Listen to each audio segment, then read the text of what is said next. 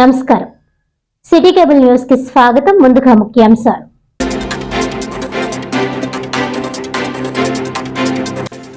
Kakinada UTF teachers హోంలో ప్రభుత్వ వైద్య కళాశాలలు ప్రైవేటీకరణ అనే అంశంపై సిపిఎం రౌండ్ టేబుల్ సమావేశం.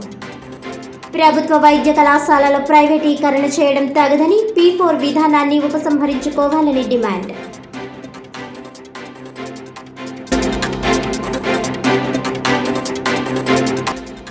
పీఠాపురం నియోజకవర్గం కొత్తపల్లి మండలంలో వంగవీటి మోహనరంగ విగ్రహాన్ని ధ్వంసం చేసిన గుర్తు తెలియని దుండగులు. రోడ్డు బైఠాయించి నిరసన వ్యక్తం చేసిన రంగ అభిమానులు. నిందితులు ఎంతటి వారైనా అరెస్ట్ చేసి చట్టపరమైన చర్యలు తీసుకుంటామన్న ఎస్ఐజి వెంకటేష్.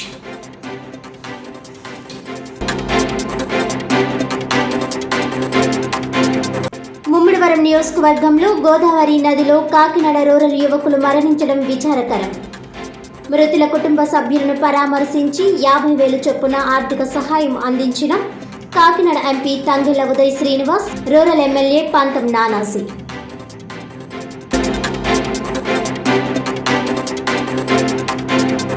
ఇక డీటెయిల్స్ చూస్తే, కాకినాడ యూటీఎఫ్ టీచర్స్ హోంలో ప్రజారోగ్య వేదిక ఆధ్వర్యంలో ప్రభుత్వ వైద్య కళాశాలలు ప్రైవేటీకరణ అనే అంశంపై రౌండ్ టేబుల్ సమావేశం నిర్వహించారు. ప్రజారోగ్య వేదిక నగర కన్వీనర్ పి శ్రీనివాస్ అధ్యక్షతన జరిగిన ఈ సమావేశంలో రాష్ట్ర ప్రధాన కార్యదర్శి కామేశ్వరరావు ముఖ్య వక్తగా హాజరై ప్రసంగించారు. గత ప్రభుత్వ కాలంలో జిల్లాకు ఒక మెడికల్ కాలేజీ ఏర్పాటు చేయాలనే ప్రతిపాదన నేపథ్యంలో 5 వైద్య కళాశాలలు ప్రారంభించారని తెలిపారు. రాష్ట్రంలో అధికారంలోకి వచ్చిన నూతన ప్రభుత్వం P4 విధానంలో ప్రభుత్వ వైద్య కళాశాలలను ప్రైవేట్ పరం చేయడానికి ప్రయత్నించడం ప్రమాదకరమని అన్నారు. ఇప్పటికే 70% వైద్య పరీక్షలు ప్రైవేట్ పరం కావడం వలన సామాన్య మధ్యతరగతి ప్రజలు ఆరోగ్య సమస్యలు వచ్చినప్పుడు అప్పుల పాలవుతున్నారని ఆందోళన వ్యక్తం చేశారు. ప్రస్తుత పరిస్థితుల్లో ప్రభుత్వమే వైద్య కళాశాలలను ప్రైవేట్ పరం చేస్తే వైద్యంలో నాణ్యత ప్రశ్నార్థకంగా మారుతోందని, అంతేకాక వైద్యం పూర్తిగా అంగడి సరుకుగా మారిపోతుందని ఆందోళన వ్యక్తం చేశారు. ప్రభుత్వ వైద్య కళాశాలలు ప్రైవేటీకరణ చేయడం తగదని, రాష్ట్ర ప్రభుత్వం P4 విధానాన్ని ఉపసంహరించుకోవాలని పలువురు వక్తలు డిమాండ్ చేశారు. ఈ కార్యక్రమంలో ప్రముఖ వైద్యులు డాక్టర్ గోపీనాథ్, ఉద్యోగ, ఉపాధ్యాయ, కార్మిక ప్రజా సంఘాల నాయకులు G Prabhakar Varma, K Satyaraju, M A Swamy, Chandramala Padma, G Swaminaidu, Mohammed Ibrahim, K V V Nagesh, G S Varma, Malaka Venkataramana, Padmanabham, Palivela Veerababu తదితరులు పాల్గొన్నారు.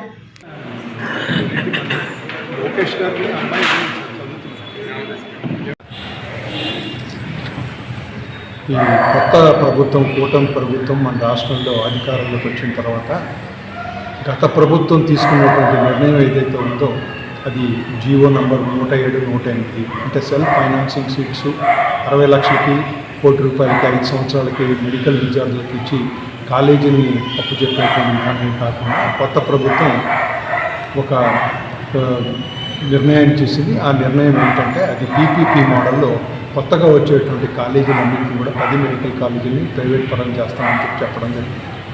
సో ఇది మేము ప్రజారోగ్య వేదిక మేము ఖండిస్తున్నాం.